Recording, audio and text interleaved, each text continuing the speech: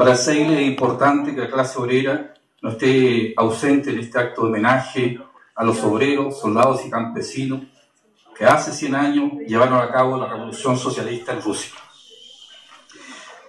Queremos entregarle la palabra a un compañero presidente de la Confederación Nacional de Trabajadores de la Construcción y consejero de la CUT, compañero Santos.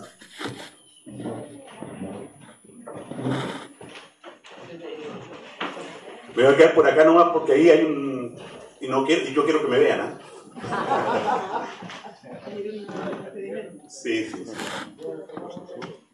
Estimados compañeras y compañeros, permítanos hablar en nombre de los trabajadores de la construcción organizados en la Confederación de Sindicatos de la Construcción y la Madera. Hoy se cumplen 100 años del acontecimiento que estremeció al mundo y con ello el gobierno de los obreros y campesinos en la Rusia de 1917. Fueron los soviets, constituidos en 1905, los que con su accionar de base y orientación del partido bolchevique y su gran conductor Vladimir Ulyanov Lenin, los que mediante la insurrección armada logran expulsar a los Kerenki del Palacio de Invierno. Terminada la intervención que costó innumerables vidas de decididos luchadores por la conquista del socialismo en casi todas las repúblicas que pertenecían al viejo imperio zarista, constituyéndose en la Unión de Repúblicas Socialistas Soviéticas. Afirmaciones actuales del Partido Comunista de la Federación Rusa, abre comillas, los acontecimientos de octubre de 1917 no solo estremecieron el mundo por su grandioso alcance, sino también sentaron una amplia base de desarrollo gradual, sostenible y del avance del mundo hacia la eliminación de la explotación del hombre por el hombre y la construcción de una sociedad equitativa hacia el socialismo. Algunos logros que se implementaron en beneficios del pueblo: alfabetización del país e implementación de un sistema de educación público y gratuito. Se crea el primer sistema sanitario público y universal del mundo, una jornada laboral de 7.3 horas diarias. En 18 años, la URSS acabó con el desempleo. La jubilación era universal. Las mujeres jubilaban a los 55 años y los hombres a los 60. La mujer conquistó derechos inimaginables en los países occidentales. Legalización del aborto y el divorcio y despenalización de la homosexualidad. La URSS se convirtió en una potencia mundial, dejó atrás un modelo económico feudal y dependiente, derrotó al nazifascismo, ayudó a otros pueblos a liberarse y lograr su independencia. Desde su nacimiento, el Estado soviético gozó de innumerables muestras de simpatía y de solidaridad, en especial de los obreros y campesinos en todo el mundo. En Chile, ya en 1914, tanto la Foch como el Partido Obrero Socialista hacían suyos los acuerdos de las organizaciones obreras de Europa de oposición a la guerra, siendo la paz su estandarte. No a la guerra imperialista fue la consigna. Los trabajadores de la construcción, en noviembre de 1935, comienzan un proceso unitario, dando paso a la constitución de un comité unitario de la construcción que convoca a la unidad del gremio.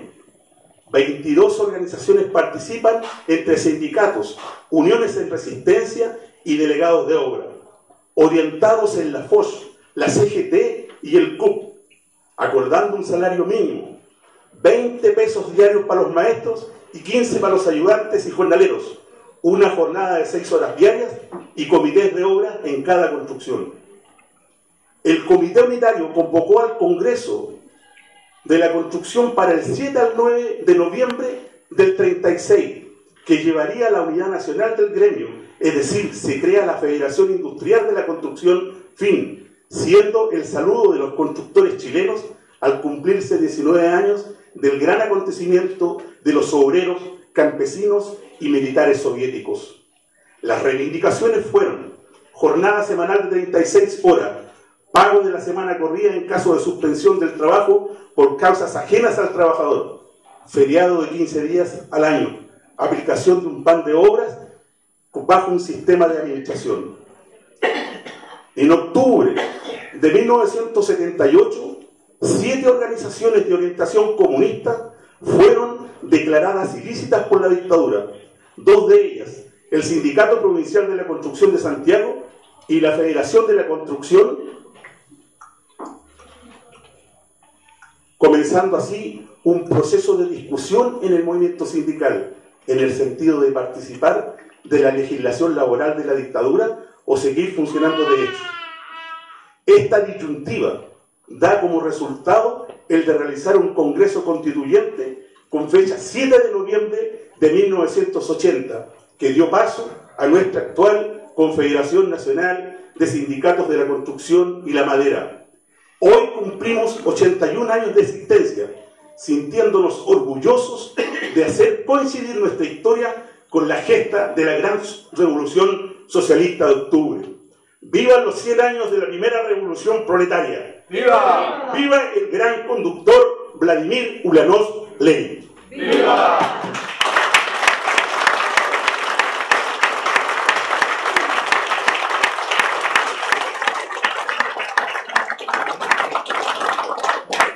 Gracias, estimado compañero. Quisiera entregarle la palabra ahora a la compañera Rosaura, presidenta de la Asociación de Egresados de los Países Socialistas. Estimada Rosaura. Gracias compañero.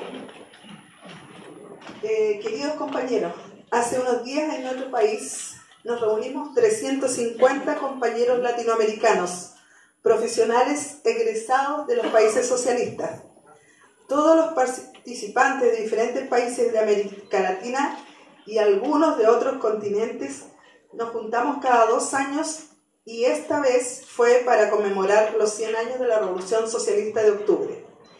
En la inauguración de este evento nos estrechamos las manos formando una gran cadena indestructible, la cual se forjó a sangre y fuego, aprendiendo y desaprendiendo, bebiendo a sorbos las más ricas culturas puestas a nuestros pies cuando nuestros corazones jóvenes aún comenzaban a florecer. Juntos nos dimos cuenta que la resiliencia fue nuestro motor, la solidaridad nuestra forma de vida. Fuimos parte de la historia en diferentes países del mismo acervo y sueño socialista. En el campo socialista nos enseñaron a buscar el cambio profundo en las condiciones de vida de la humanidad. Y durante este evento constatamos que hoy seguimos desde cada rincón luchando por la solidaridad, la justicia social, el respeto a la libertad y la dignidad humana. Este grupo de mujeres y hombres abrazamos hoy la solidaridad de los pueblos. Unimos nuestras manos y nos comprometimos a seguir luchando bajo un mismo sueño, porque el decir de Simón Bolívar, esta unidad de nuestro pueblo no es una simple quimera de los hombres, sino el inexorable decreto del destino. De nuestro evento fueron testigos muchos jóvenes, a quienes nosotros, ya no tan jóvenes, pudimos transmitir estas experiencias. Y ese solo hecho nos reconforta, porque pensamos que la continuidad de las luchas de los bolcheviques se asegura transmitiendo a las nuevas generaciones la fuerza de sus ideas. En este día memorable saludamos la gesta heroica de los obreros, soldados y campesinos rusos, quienes junto a sus mujeres e hijos hicieron posible el inicio de una época mejor para la humanidad, la cual se encuentra en plena vigencia. Saludos, queridos compañeros herederos en este último rincón del mundo de esos comunistas que levantaron sus banderas rojas para construir un mundo mejor. Здравствуйте, revolucia. ¡Hurra! ¡Hurra! ¡Hurra!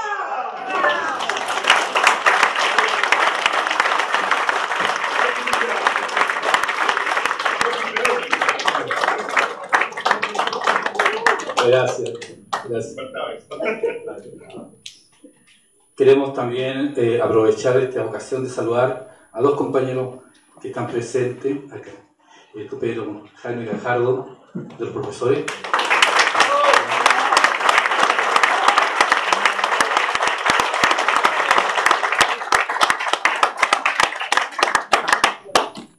Y a mi querida amiga, Verónica de Negra.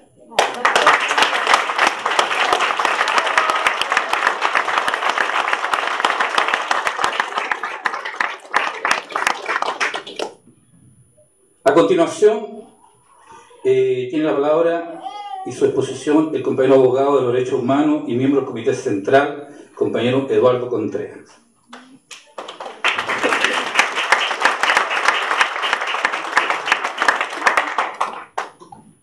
Queridas compañeras, compañeros, convinimos con Iván, con quien nos conocemos hace muchos años, quizás demasiado, que por la naturaleza solemne de este acto, la intervención central obviamente debería correr de cuenta suya. Él es, como todos sabemos, un destacado historiador, un destacado militante comunista y un gran historiador chileno.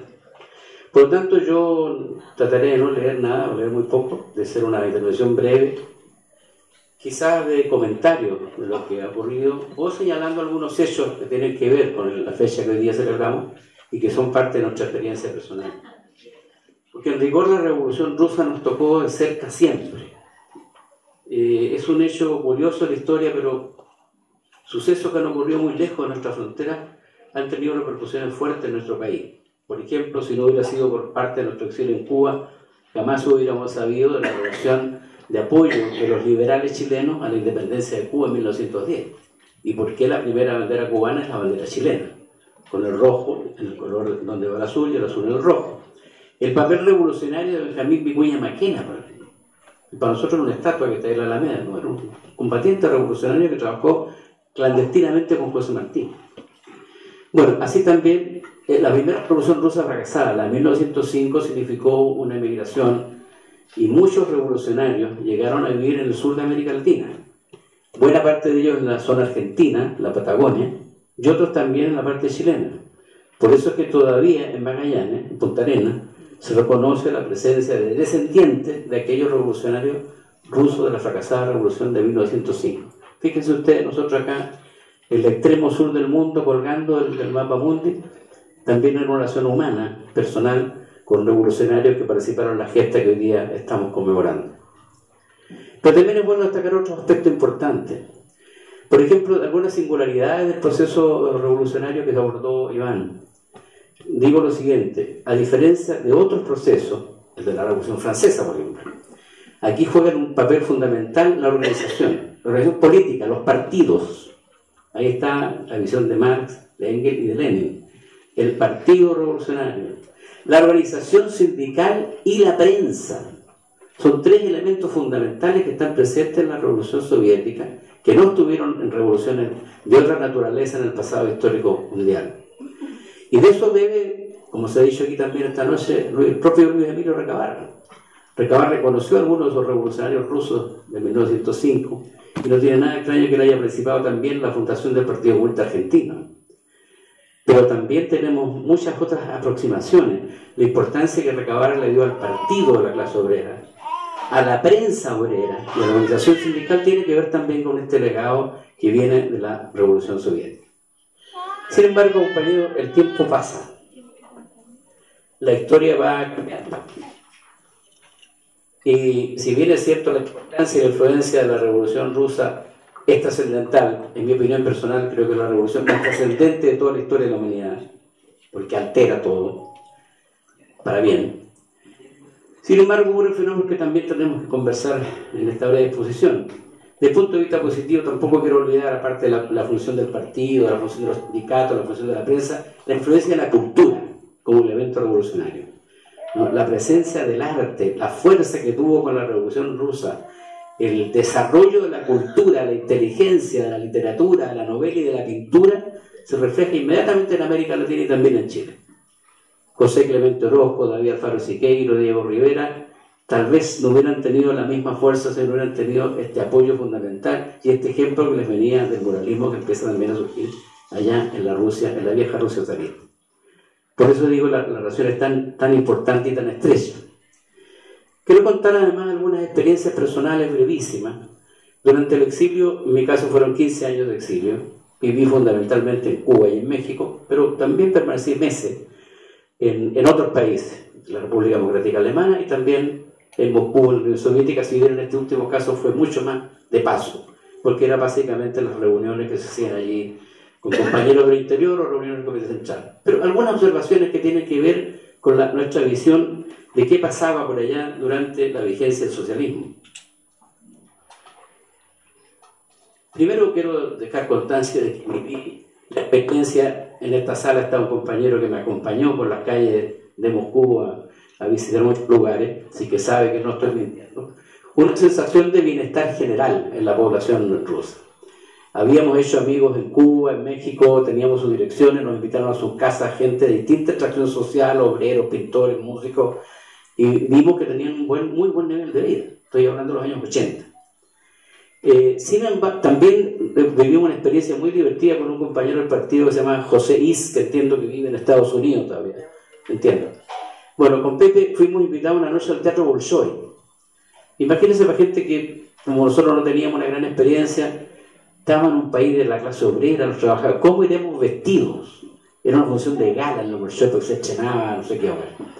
No se nos ocurrió nada mejor a los pajarones que ir con blue jeans, para parecernos que nosotros también compartíamos el estilo de vida de los trabajadores. Para nuestra sorpresa, el Bolshoi es un teatro hermosísimo, de lujo, con un gran salón, y todas las señoras iban con abrigo de piel, y los caballeros de corbata, por supuesto, y algunos hasta 2 o 3 con una pequeña humita.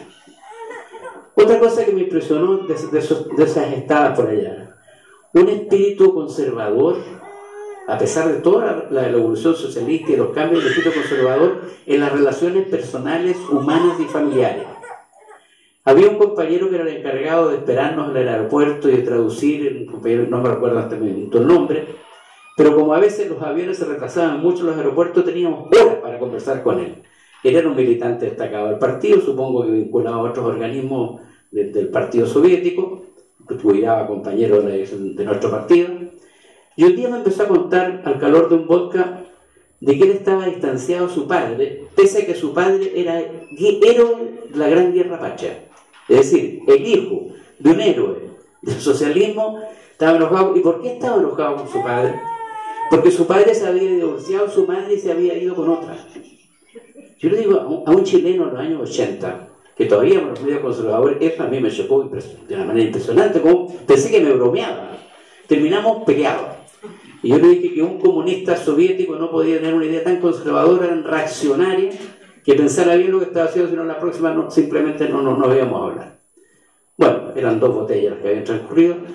Cuando volvimos, él me agradeció, hicimos muy buena relación porque esa noche, tal vez por el mismo efecto de que hablo, fue a la casa de su padre y le pidió perdón. Se había pasado años sin hablar, pero fíjate lo que hay detrás de eso. Qué formación más conservadora de la sociedad soviética en este plano, a no sé cuántos años ya de la revolución, porque estoy hablando de los años 80. Pero eso es así. Y otro fenómeno que me llamó la atención, sobre todo en la última reunión, y se lo escuché a una compañera que trabajó con nosotros, que acaba de fallecer aquí en Chile, que era Ulianova. ¿Cómo se llama? Olga Ulianova. Delante de varios compañeros hizo referencias bastante duras, que yo no me lo imaginaba que la hiciera pública, a dirigentes soviéticos de ese minuto. Te cuento estos detalles para que veamos la concreta, cómo era la cosa real en la década de los 80. No digo que esto sea un fenómeno generalizado, pero ocurrió. Y por último, otra anécdota de ese tiempo, que fue ya una osadía chilensis. Una de las reuniones que se hizo, nos cedieron lo que era la dacha de Stalin, un lugar que está en las afueras de Moscú, muy bonito, donde habrían sido las reuniones en las que Stalin había dirigido la Segunda Guerra Mundial. Estaba el pizarrón, o sea, que ahí había hecho sus exposiciones, pero tenía un piano. Y entonces, terminadas las reuniones, nos colamos con el compañero Edelstein. Para los más antiguos militantes lo llamábamos el compañero Pino, aquí en Chile. Y el compañero Julio Alegría, que era embajador de Chile en Bulgaria. Bueno, ellos sabían letras de tango, cantaban, yo champurré un poco el tango en el piano, y nos pescamos el piano de Stalin. Entonces, al poco rato llegó un guardia soviético a decirnos que no le parecía prudente lo que estaba ocurriendo. Le explicamos que estábamos expatriados, que para nosotros era muy afectivo, muy importante el sentimiento del tango. Bueno, otra botella de vodka y puedo contar que nosotros tuvimos la haya de Stalin y tocamos en el piano de Stalin, que yo no sabía que tocaba piano, pero dijeron que era el piano de él. Otra anécdota, compañero, que tiene que ver ya con la política concreta, que para mí es un misterio y ojalá ustedes lo mediten en sus casas. El año 88, 89, 88, en un encuentro en La Habana con un alto dirigente soviético, que además sabíamos que él tenía responsabilidad importante en América Latina en el aparato policial. Este hombre me propone un día ir a conversar, estamos en La Habana, que nos vamos a conversar no daré su nombre por razones obvias, nos propone que vamos a conversar un tema muy interesante y me invita a un estadio de fútbol en La Habana. Los cubanos no son muy aficionados al fútbol, así que seguramente va a estar vacío, pero además me invita a las 7 de la mañana. Y no era el estadio principal, era un estadio más bien barrial. Por lo tanto, lo que él quería era silencio absoluto y reserva total. Ahí estuve. Y este hombre, que era un hombre muy inteligente, muy culto, me empezó a hablar de lo que estaba ocurriendo en ese momento en el socialismo soviético, de los problemas que tenían. Algunos eran bastante reales, podemos hablar de ellos también. O sea, la insuficiencia de desarrollo tecnológico de la Unión Soviética fue enorme. Si bien mantuvieron el desarrollo tecnológico en el plano militar, pero en el plano de la economía no estaba bastante atrasado. Agreguémosle a eso que la Unión Soviética tenía, no sé si lo sigue teniendo, pero en estos años sí, una tasa de fallecimiento de adultos impresionante, la más alta del mundo, y también una cantidad de territorio muy extensa no poblada, que son factores que influyen también en la situación económica, pero sobre todo el tema de la falta de tecnología, la falta de desarrollo, sobre todo en el aparato industrial y tecnológico. Bueno, él hizo una crítica respecto a lo que estaba pasando, también de algunos problemas internos políticos en la dirección del PECUS, y me planteó que ellos habían pensado que a lo mejor si no sería bueno privatizar algunas empresas. Ustedes comprenden que para un comunista chileno, nosotros fuimos criados a imagen y semejanza del PECUS, y que en pleno exilio, luchando contra la dictadura en Chile, con la ayuda de ellos luchando contra la dictadura, escucharle a un dirigente, eso para mí fue un terremoto. O sea, pensé que el hombre se sentía mal, no pude entender nada. La verdad es que me estaba diciendo la verdad, porque estamos hablando de los finales de los 80, poco después caería el muro de Berlín, y poco después empieza la destrucción del socialismo en la Unión Soviética. Si se acaba la Unión Soviética, para ser claro. La pregunta que me hago y que les hago, quería mandar un mensaje, quería expresar un sentimiento personal a este alto dirigente. ¿Qué le conmovía? ¿Por qué elige a un tipo que yo no era miembro del grupo político, nunca lo he sido, de la más alta autoridad del Partido Comunista Chileno, pero era el que estaba en La Habana? ¿Qué quería? ¿Transmitir algo, que yo le contara algo a alguien? Porque efectivamente los elementos que él me relató esa noche, esa mañana, fueron exactamente las cosas que sucedieron en la vida real. Y creo que es mi deber, a propósito de esta fecha tan importante, hablar de estas cosas que yo creo que son muy importantes. Bueno, ya hablaba el problema de la insuficiente desarrollo de la estructura industrial de la Unión Soviética en relación al desarrollo del capitalismo en Occidente, generó también, no olvidemos eso, niveles de desigualdad económica por primera vez. Y al generar niveles de desigualdad económica genera corrupción también. De manera que los problemas que se vivían no eran menores y no eran falsos, eran problemas reales, como lo probó la historia. Por suerte, en el cambio finalmente es incluso un líder como Putin, que ha logrado mantener la unidad de Rusia, que ha logrado manejarse políticamente con mucha inteligencia, pero si no, las cosas hubieran sido peores. ¿Cómo se ha mantenido la Rusia de hoy? Bueno, básicamente por el tema del petróleo. Pero eso, que su arma de hoy es también un arma peligrosa. En un mundo que camina al reemplazo de las energías, ser un país petrolero puede no tener futuro. Y en este momento la fuente principal de ingresos es el petróleo. Por lo tanto, es cierto, ha logrado superar problemas de desigualdad, se ha mejorado la situación económica, Y lo subrayo por las conclusiones que quiero hacer al final. Además, Rusia tiene otra ventaja, es un puente entre Asia y Europa, y eso puede ayudarlo también a mejorar su infraestructura en comunicación e intercambio. Fíjese que en materia de comunicación, por ejemplo, y tecnología, aquí anoté un dato que me pareció importante. En la Unión Soviética, de los últimos años, se habían generado problemas que alrededor de 100.000 pequeños pueblos no tenían teléfono. Años 80. Entonces, son hechos que conviene tener en cuenta cuando rendimos homenaje a la revolución más importante de la historia del hombre, porque tenemos que sacar conclusiones también para el presente y el futuro. Al final, el futuro no es sino un momento de la historia y un momento del presente. Ya hablamos ya de la deficiencia de los territorios, de mi experiencia personal. Y quiero pasar ahora a un tema que lo relaciona directamente con lo que estamos hablando al final, lo que estamos hablando del socialismo y de la revolución socialista de ese año, y es, ¿qué pasa hoy día en China? Ustedes saben, compañero, que se acaba de celebrar el Congreso, el 19 Congreso, ¿sí?, del Partido Comunista Chino. Porque aquí tengo una cifra que me llamó mucho la atención, que la descubrí hoy día.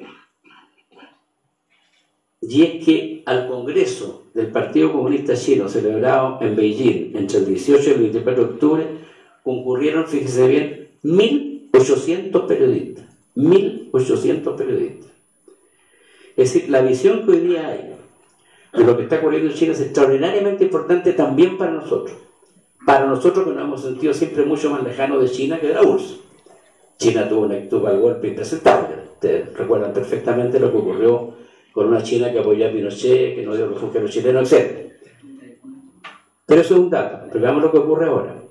En septiembre de este año, Trump había hecho un discurso en que planteaba el fin del socialismo y hablaba de la debacle china. El 19 Congreso chino prueba todo lo contrario. Y prueba que desde la revolución, el papel de Mao, el papel de Deng Xiaoping y lo que está ocurriendo hoy día, hay cambios notables en lo que está ocurriendo en China. ¿Y cuál es la diferencia? Y aquí creo que es un apunte que es importante tenerlo en cuenta. Que una de las diferencias fundamentales de los procesos socialistas que ha habido en el mundo es la siguiente. Mientras en la Unión Soviética el asunto se puso en Rusia en el factor político, en la Revolución China el acento se ha puesto en el factor económico. Y eso creo que nos invita a una reflexión. Porque a China le está yendo bien. Y a diferencia de lo que se planteó y que nosotros mismos nos creímos que eso iba a ocurrir así, China no va a hacer capitalismo. Se mantienen no solo los planes quinquenales, sino que la propiedad estatal de los principales medios de producción. Es decir, es un fenómeno nuevo al cual hay que ponerle un poquito de atención y no podemos seguirlos mirando con el desprecio o la rabia o la ira con que con toda la razón del mundo lo hemos mirado durante mucho tiempo. 40, exactamente. Por lo tanto, creo que en la reflexión que estamos haciendo esta noche es tener presente los cambios que han ocurrido en China, su capacidad. Tú sabes que eliminan anualmente 10 millones de pobres. Es la cifra más alta del mundo. Cada año en China hay 10 millones de pobres menos en la China actual. Y la posibilidad de construir al futuro es muy interesante, sobre todo porque lo que plantea el Congreso del partido que ha terminado es construir el socialismo. No han renunciado al socialismo. Ellos entre las resoluciones leemos que dice: lo que se hace en la República Popular China es crear las condiciones para un país moderno, próspero, fuerte, democrático, culturalmente avanzado, hermoso, armonioso, porque esta es nuestra sociedad socialista. Expresiones del presidente del Congreso del Partido Comunista Chino. Otro ejemplo, a propósito de lo mismo que estamos hablando. ¿Qué pasa en Vietnam? Otro de los países socialistas. La verdad es que en Vietnam, es cierto, se mantiene la propiedad estatal de los predios agrícolas. Sin embargo, hay también propiedad privada en Vietnam. ¿Qué pasa en Cuba? La experiencia cubana la viví personalmente, participé en su proceso constituyente en el año 75, estoy muy vinculado con todo lo que allí ocurre, tiene más largo. En Cuba también hay cambios en la economía. Varios de ellos ocurrieron cuando nosotros estábamos exiliados. el surgimiento, por ejemplo, de los mercados libres campesinos, que significaron el volcamiento económico espectacular. Y les puedo contar anécdotas que son graciosísimas, pero que tienen que ver con los cambios de la economía. Cuando en el periodo difícil, el periodo extremo de la agudeza económica en Cuba, se decreta la plena libertad del mercado libre campesino, apareció que en Cuba existe, ¿cómo se llama ese pájaro muy caro que... Si uno va a un restaurante, yo nunca he ido a un restaurante caro, tú pides faisán. Resulta que en Cuba hay faisanes. Entonces, de repente, en medio de la crisis, que faltaban cosas para comer, tú caminabas por las calles y el mercado libre campesino vendían faisanes. Compañeros, y la población empezó a comer faisán, que es lo que come un burgués en un gran hotel de lujo. Con curiosidades de la economía, pero resulta que había faisanes y que se podía alimentar el pueblo cubano faisanes. ¿Hay en Cuba propiedad privada de algunos medios? Sí, de los extranjeros. Pero a los extranjeros tienen prohibida la contratación de mano de obra. Entonces, si tú instalas una empresa, no, ninguno que está aquí la va a instalar, pero si un empresario instala una empresa en Cuba, no contrata directamente a sus trabajadores. Esos trabajadores los contrata el Estado. Son trabajadores del Estado cubano pagados en pesos cubanos. Y ellos le ofrecen a tal empresa tal número de trabajadores según la especialidad de la empresa que se trate. Pero lo que quiero expresarles, compañeros, es que se empiezan a producir modificaciones, se empiezan a producir cambios que son muy importantes y que nos obligan a volver necesariamente a Marx y al propio Lenin. No se olvide que las predicciones que tenía el marxismo, y el propio Lenin las asumió alguna vez, es que lo más probable es que el socialismo iba a triunfar en aquellos países en que hubiera un alto desarrollo del capitalismo. Y después del capitalismo monopolista de Estado, se dice en un libro, vendrá el socialismo. Y no fue así. El socialismo triunfó en la Rusia zarista campesina, agraria, pobre. En la Cuba campesina, agraria, pobre. No se dieron las condiciones que se habían planteado.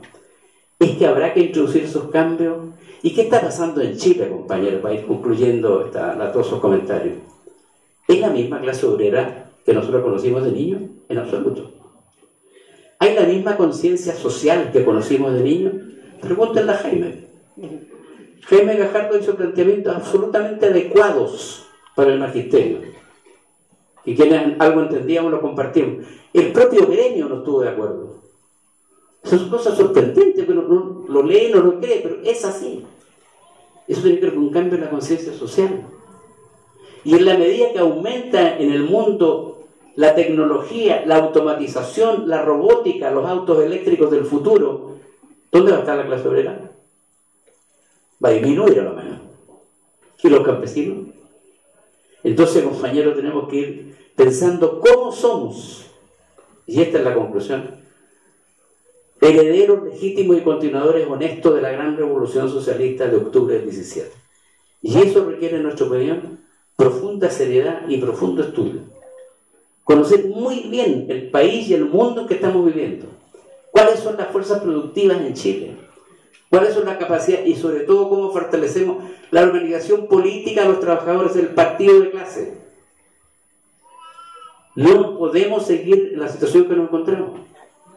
Fíjese, compañero, que hasta misma hora, aquí cerca en Nataniel, se está proclamando un candidato que es nuestro candidato. Y aquí estamos dos miembros del Comité Central en este acto, tal vez porque nos pareció más relevante. Y figuras como Verónica también. Bueno, saquemos provecho de esta reunión. Y el provecho, a mi juicio, es entender y asumir, primero, que tenemos que trabajar por tener un mejor partido, una mejor estructura sindical, pero también estudiar mucho cuál es la realidad chilena. ¿De qué clase obrera hablamos cuando hablamos de la clase obrera? ¿De qué trabajadores hablamos cuando hablamos de trabajadores? La presencia del capital extranjero, la presencia del capital chileno en el extranjero, estudiar la economía. Al final, si somos consecuentes materialistas, tendremos que estar de acuerdo que la economía es lo fundamental. Y por lo tanto, yo quiero terminar esta breve intervención, tal vez aburrida, después de una exposición brillante como la de Iván, pero diciendo todo lo que fue eso, todo lo importante que ha sido, que cambió al mundo, compañero, y que sin esa revolución no habría ni China, ni Vietnam, ni Cuba, porque al final todas las revoluciones han sido hijas de la gran revolución socialista de octubre y de la Unión Soviética. Pero ya no hay Unión Soviética, ni República Democrática Alemana, y están operando estos cambios. Significa que nos tenemos que ir para la casa. ¿No será más lógico repensar cómo retomamos la posición de conducción de la humanidad. Y para eso, estudiar. ¿Qué pasa? Mira lo que viene ahora, mira los programas. ¿Hemos sido capaces los chilenos de revertir todo lo que hizo la dictadura? No, pues compañeros. ¿Cuántos años van ya? Como 30 años de que se acabó la dictadura de Pinochet. Recién este gobierno, el de la señora Michelle Bachelet, con todos sus errores, es el primer gobierno que a lo menos plantea temas que tienen que ver con una transición real, no una transición de común acuerdo con la dictadura como la que habíamos tenido. Porque hablar ahora en Chile de nueva constitución, a que apenas participen 200.000, haber planteado el tema de la reforma tributaria, de la reforma laboral, etc., son, compañeros, campanitas que anuncian que es posible lo nuevo. Y eso no lo entienden a veces ni siquiera las fuerzas de izquierda, compañeros.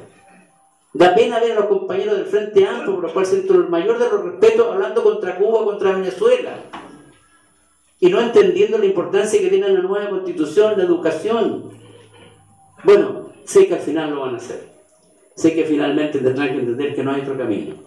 Pero estas palabras, estas torpes conclusiones, este relato de experiencias personales me pareció que era lo único adecuado que hoy día podíamos entregar para comentar la intervención de Iván y ser consecuentemente revolucionario y entender que no se trata solo de veladas solemnes, sino del trabajo día a día para que la sociedad chilena realmente cambie en un momento tan difícil como el que estamos viviendo nosotros hoy día. Además, con peligros en otras partes, porque no se lo olvide nunca, compañeros, en este país siguen mandando las Fuerzas Armadas, las corruptas Fuerzas Armadas, siguen mandando los empresarios, el Mercurio y la Tercera. Los demás somos adornos. ¿Cómo cambiamos eso? Pensando, estudiando, trabajando, organizando. Es el mejor homenaje a Lenin. Gracias.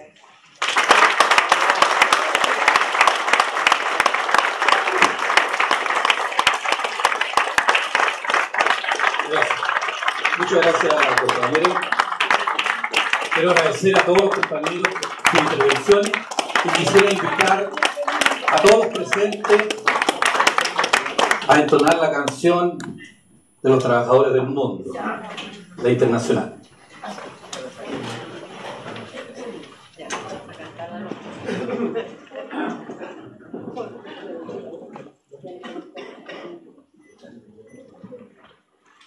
Y viva lo que tú has dicho. Viva lo que tú has dicho. Tenemos que pensar nuevamente.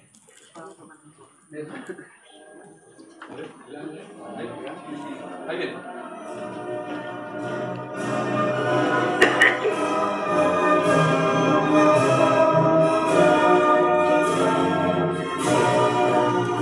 Arriba los pobres del mundo, de pie los esclavos sin pan, y vivemos todos unidos, viva la